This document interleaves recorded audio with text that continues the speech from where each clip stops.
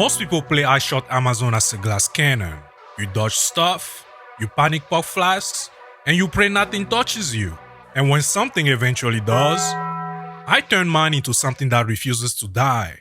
I'm sitting over here with over 5 million DPS, and a defensive loop so disgustingly effective that I stopped dying in content where I had absolutely no business surviving.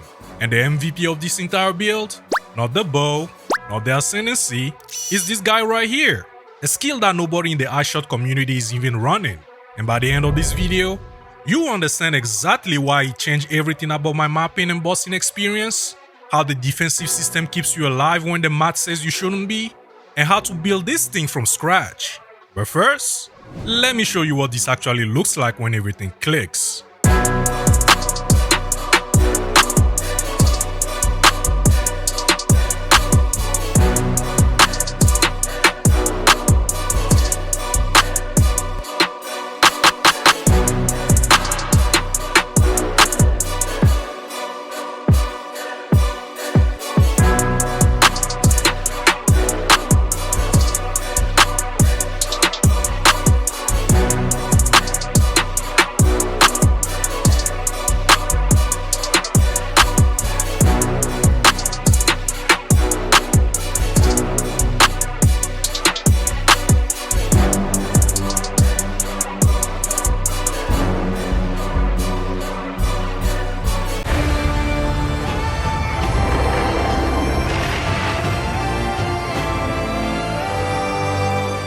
So here's the deal. The standard iShot setup runs life and evasion. You've seen the guides, you've seen the gameplay clips. Everybody and their mama knows it clears well. And yes, it does work. Until one bad hit turns you into scrambled eggs. This build takes a completely different path. We're running Chaos Inoculation, which means our fat energy shield pool is our entire health bar, and we are immune to any chaos damage. Now that might sound insane for a bow build, but the defensive loop powering this thing is genuinely one of the most elegant systems I came across in PoE2. It starts with the essential Sanguis gloves. These convert your life leash into energy shield leash. Then you pair that with the Mystic Harvest Ascendancy node, which recovers energy shield from elemental and physical damage. Stack those two on top of your cap resistances, and you get a character that is constantly refilling its life bar just by doing what he's already doing, shooting things in the face. The result? A run and gun bow build that maps like a dream, bosses with precision, and bounces back from hits faster than most tank builds.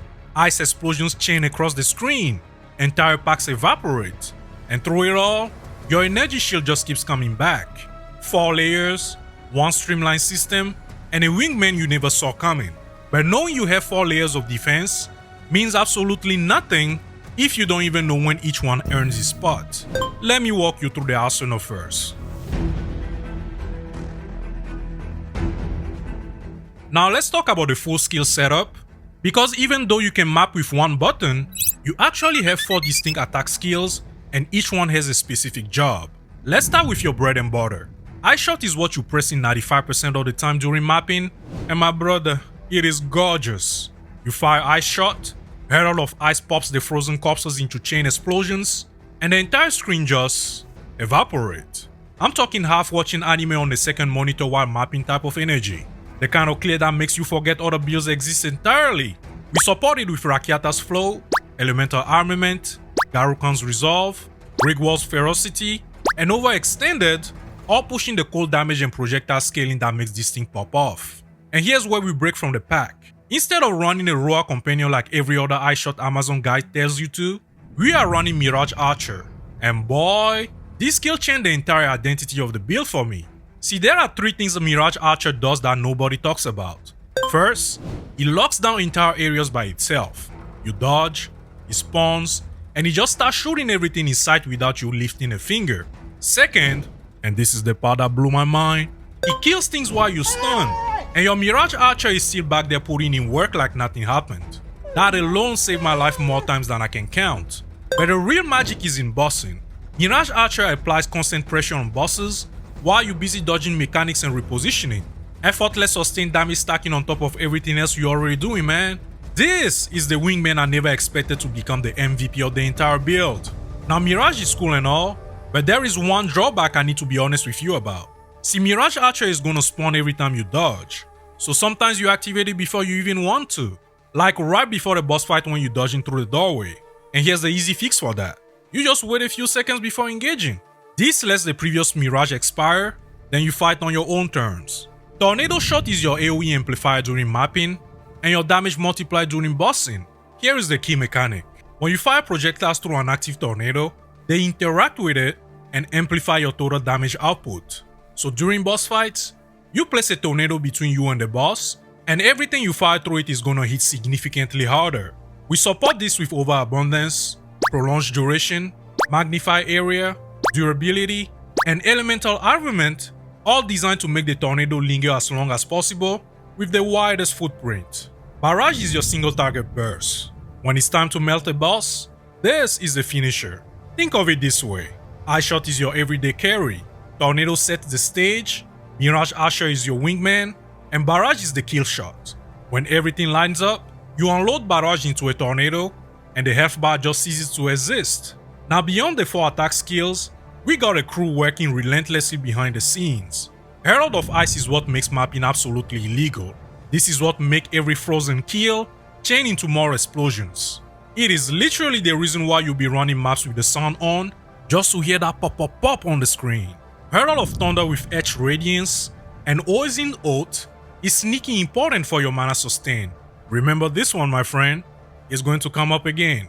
Wind Dancer handles your crowd control, damage mitigation, and finishes off low health targets with Calling Strike. 3 jobs, 0 complaints. Elemental Conflux strips enemy armor and supercharges your cold damage. And Freezing Mark is pretty much a debuff on bosses. It applies freeze for you, and Mark of Siphoning for mana sustain during extended fights. Between Mark of Siphoning and Oisin Oath, your mana sustain in boss fight goes from please help me to yeah, we go chief. Now you know what each skill does individually, but before we get to the boss rotation that pulls all of this together, let's talk about the passives and Ascendancy that makes everything click. The passive 3 is the skeleton that holds everything together, and there are a few picks in here that are doing way more than you would expect from a single point. Let me walk you through the Ascendancy order first, then I'll call out 2 criminally underrated nodes. The first Ascendancy pick is Predatory Instinct. You get some attack speed and offensive scaling. This makes the early campaign feel like you brought a shotgun to a knife fight. And I'm not even joking. Everything simply dies faster. Your second Ascendancy node is In for the Kill. This is your mapping accelerator. You kill faster, move faster, and chain everything together. In third place, you get Critical Strike. And this is where this build actually comes online. Once you hit about 70% effective crit chance, the damage jumps off a cliff. That was the single biggest power spike for me. Because boy, the moment crits became consistent, the build transformed into this is pretty good to oh brother, this is nasty. Then your final Ascendancy node goes to Mystic Harvest. Save this for last, and this is why. See, Mystic Harvest recovers energy shield from elemental and physical damage, which is incredible. But only after you have transitioned into Chaos Inoculation and actually have an energy shield pool worth recovering. Taking this early on is pretty much a waste, but taking it after you got 5000 energy shield and Essential Sanguis online, oh, this straight up becomes one of the most powerful defensive nodes in the game. Now, here are 2 passive nodes that I think are criminally underrated for this build. Spring Hair makes your crits lucky and hits against you unlucky. In practice, the damage you deal rolls higher and any incoming damage against you skews lower. Or it's not sexy by its looks, and it won't even show up as a big number on your stat sheet, but you will definitely feel it immediately in both offense and defense. Massive quality of life for one node, baby.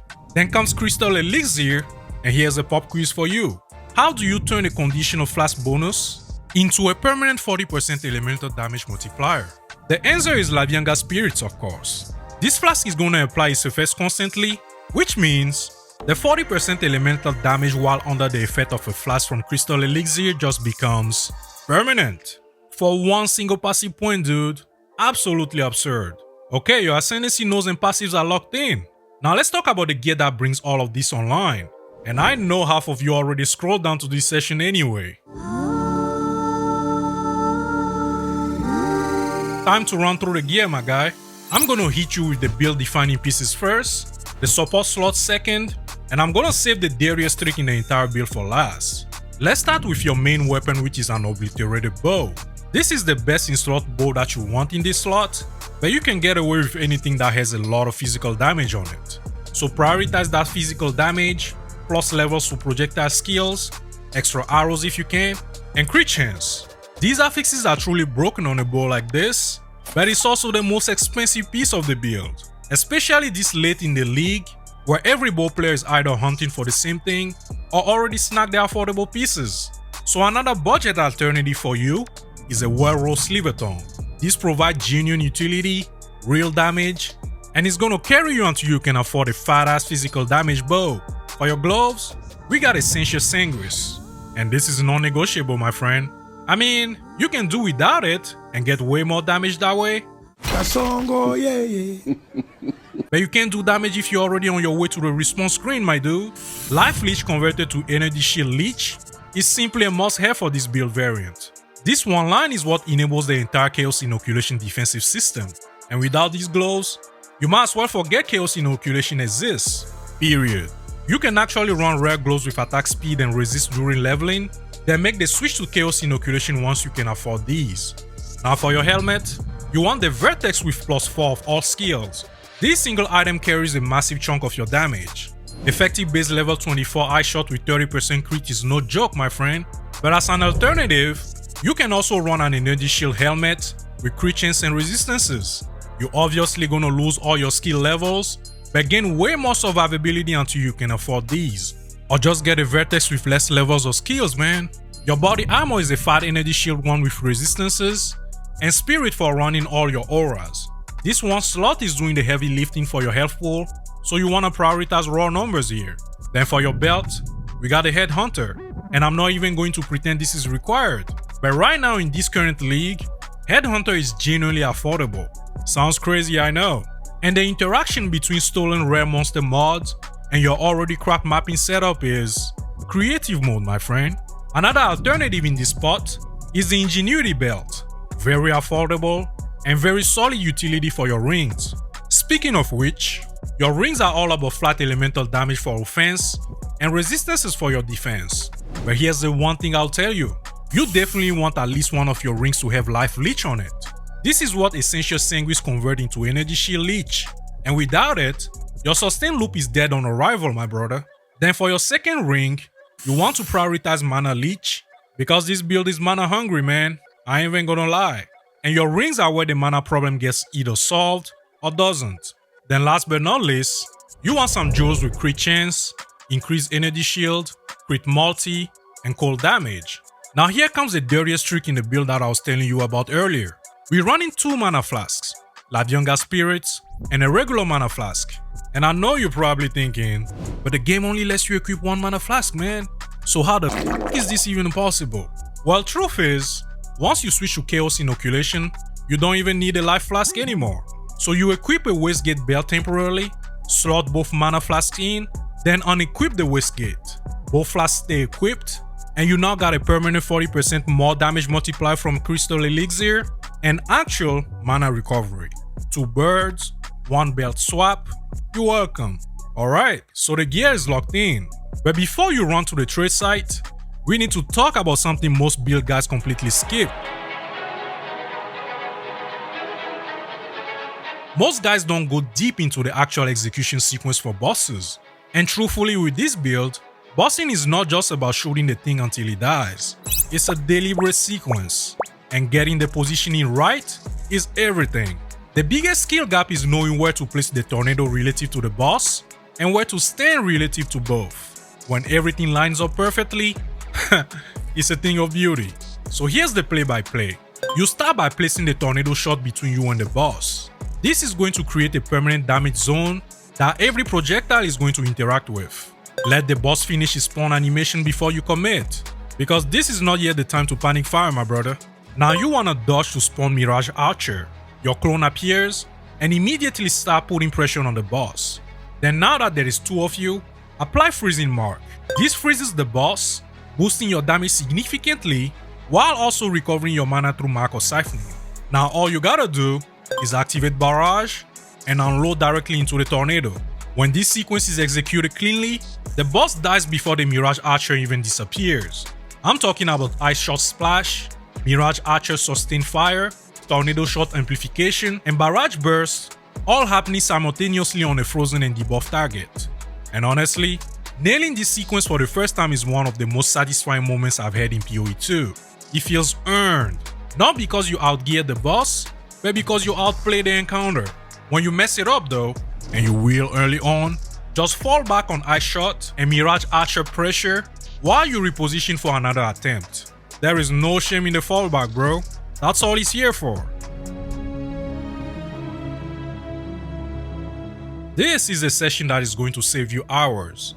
And yeah, I made every single one of these mistakes so you don't have to. Mana is the hidden boss of this build. See, this build is unbelievably hungry on mana. I mean, just take a look at how much mana I'm consuming on only 4 Ice Shots. And that doesn't even count Barrage, Tornado Shot, Freezing Mark, or anything else. Who designed this?